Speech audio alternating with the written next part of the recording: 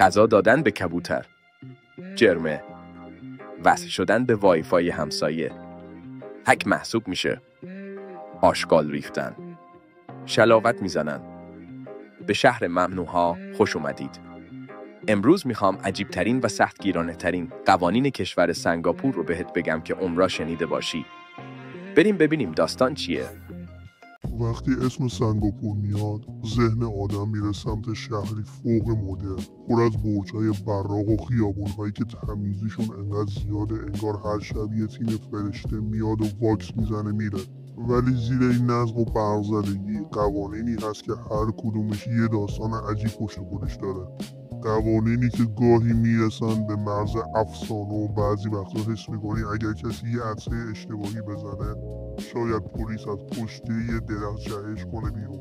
سلام رفقا، به کانال خودتون خیلی خوش اومدید. امروز اومدم با یه ویدیو عجیب دیگه، چیزایی که من خودم هم نمیدونستم. امیدوارم شما هم خوشتون بیاد. پس بیشتر از این معطلتون نمیکنم. لایک و کامنت و سابو بزنید، بتره کنید، بریم سراغ ویدیو امروزم.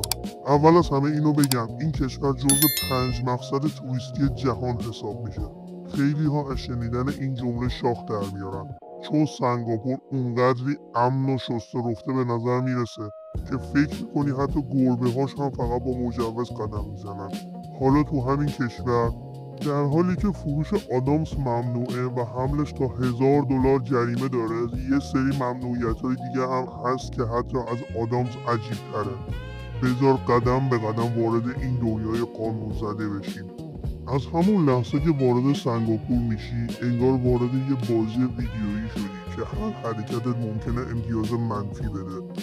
مثلا فکر کن توی مترو ایستادی، تشنت میشه، میخوای یه جوره آب بخوری، خب تبریک، همین کار کوچیک میتونه برای جریمه بیاره، چون خوردن و نوشیدن توی مترو ممنوعه.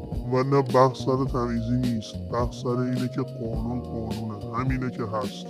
یا فرض کن بچه ای هستی که عاشق بازیگوشی با کبوتر هست، بری براشون دونه بریزی، همین کار بامزه تو سنگاپور تبدیل میشه به جرم، چون غذا دادن به پرنده ها هم ممنوعه. دلیلش میگن اینطوری تعداد پرنده ها زیاد میشه و شهر از حالت استریل مورد علاقهشون خارج میشه. خب چه میشه کرد؟ کبوتر بیچاره هم باید از هوا غذا بخوره. حالا میرسیم به یکی از جذابترین بخش‌ها، سیگار. نه تنها کشیدن سیگار توی خیلی از فضاهای عمومی ممنوعه، بلکه حتی انداختن ته سیگار روی زمین میتونه برای $300 جریمه داشته باشه. تازه اگر آدم سمج و بی‌عصابی هم باشی و چند بار تکرارش کنی ممکنه مجبورت کنن جلوی مردم خیابون‌ها رو تمیز کنی. هم مجازات هم نمایش عمومی، خیلی کلاسیک. حالا بریم سراغ یکی از عجیب ترین ها. بله، تو سنگاپور توالت عمومی بدون اینکه سیفون رو بکشی و ترک کنی، این یکی دیگه مرگ تدریجی حساب میشه. دوربین هم دارن، نظارت هم دارن، شوخی هم ندارن. تو قانون سنگاپور سیفون نکشیدن میتونه جریمه به همراه داشته باشه.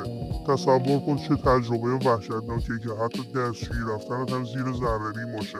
حالا برسیم به بخش فناوری. سنگاپور یه سیاست عجیب درباره وایفای عمومی داره. استفاده از وایفای کسی بدون اجازه حتی برای چند ثانیه مثل اینه که داری جرم الکترونیکی مرتکب میشی، یعنی از نظر قانونی معادل هک محسوب میشه. یکی از عجیبترین قسمت‌های این قصه اینه که حتی یه اشتباه کوچیک دیجیتالی هم میتونه سر از بازجویی در بیاره. و حالا برسیم به چیزایی که هیچ کس باور نمیکنه رو جدی گرفتن. هشدار جدی درباره عوض کردن مکان سطل زباله. آره، سطل زباله. از اون چیزایی که هیچ کس تو هیچ کشوری حتی براش پلک هم نمیزنه. اما تو سنگاپور اگر سطل زباله رو از جاش تکون بدی و جای دیگه‌ای بذاری، رسما داری نظم عمومی رو برهم میزنی. قانون براش جریمه داره. احتمالاً همون لحظه یکی از مردم مسئولیت پذیر سنگاپور به پلیس زنگ میزنن.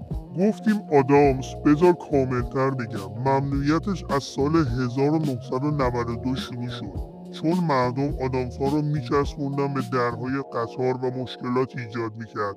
دولت هم گفت خب ساده است، آدامس رو کلا حذف میکنیم، فقط داروخونه ها حق دارن اونم با نسخه پزشک بفروشن. آدامس طبی نسخه زیر نظر، انگار داری داروی اعصاب میخری نه یه چیز جویدنی بیگناه. حالا میرسیم به ممنوعیت‌های عجیب فرهنگی، مثلا برگزاری مهمونی‌های بزرگ تو فضای عمومی بدون مجوز میتونه دردسرساز بشه، یا حتی آویزون کردن لباس از پنجره‌ها اگر ظاهر ساختمون رو خراب کنه میتونه جریمه داشته باشه.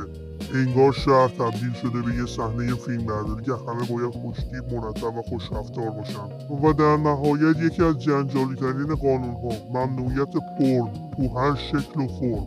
دانلود، پخش، خرید، حتی داشتنش همه ممنوع. اینترنت هم زیر نظر سنگین دولته. برای کشوری که اینقدر مدرن و تکنولوژیکه، این بخشش خیلی ها رو شگفت زده میکنن. وقتی تمام اینا رو کنار هم میذاری، سنگاپور تبدیل میشه به کشوری مثل یه آزمایشگاه بزرگ که قانون در اون حرف اول رو میزنه. کشوری که نظم تو اون از نون شب مهمتره. برای همین هم هست که از امن‌ترین نقاط دنیا محسوب میشه. ولی خب باید قبول کرد امنیتی که به قیمت این همه قاعده به دست میاد برای خیلی ها عجیب و گاهی خنده‌دار به نظر میرسه. کشوری فوق‌العاده مدرن با قوانینی که انگار از دل یه رمان طنز بیرون اومده. خب رفقا، به پایان این ویدیومون رسیدیم. امیدوارم از تماشای این ویدیو لذت برده باشین. اگر این سبک ویدیو رو دوست داشتین تو کامنت ها بهم بگین.